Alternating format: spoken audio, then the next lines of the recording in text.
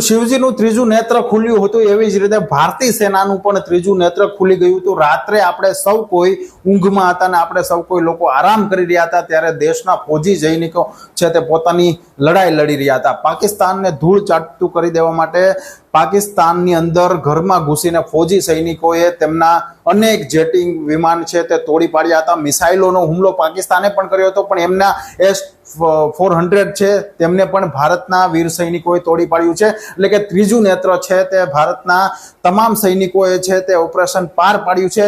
આખી રાત સુધીમાં આપણે જ્યારે સૂતા હતા ત્યારે ભારતીય સૈનિકો છે તે પાકિસ્તાનમાં ઘૂસીને મારી રહ્યા હતા। ગઈકાલે જ એમનું સ્ટેડિયમ છે તેમાં પણ તબાહ કરી દેવામાં આવ્યો હતો અને ત્યારબાદ એમના અનેક ફાઇટર છે, જેટ છે, મતલબમાં એમને ઉડાવી દેવાયા છે અને સરહદી વિસ્તારમાં પણ એલર્ટ આપી દેવામાં આવ્યું છે અને ભારતીય સેનાના જવાનો છે તે જડબાતોડ જવાબ આપી ચૂક્યા છે।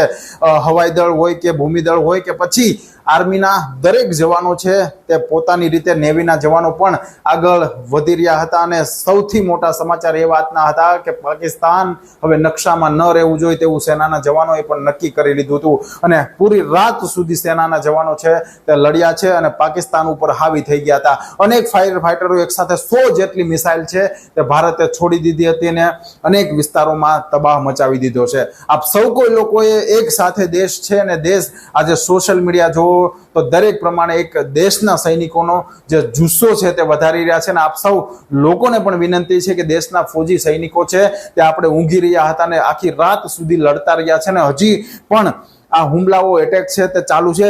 પાકિસ્તાન તરફથી પણ જમ્મુ કાશ્મીર વિસ્તારમાં જે રીતે મિસાઇલો મોકલવામાં આવી હતી ને એમને પ્રયાસ છે તે આર્મીના જવાનોએ એમને નિષ્ફળ બનાવ્યો છે। આપણે સૌ સાથે મળી અને એક પ્રાર્થના કરવાની છે કે હંમેશાને માટે આપણા દેશનો સૈનિક છે એક પણ શહીદ ના થાય અને આ ઓપરેશન જે સિંદૂર છે તે હજુ પણ ચાલુ છે અને એમને સફળ બનાવવા માટે આપણે સૌ પ્રાર્થના કરવી છે અને ભારતના સૈનિકોએ હાલ તો એમનો જડબાતોડ જવાબ આપ્યો છે।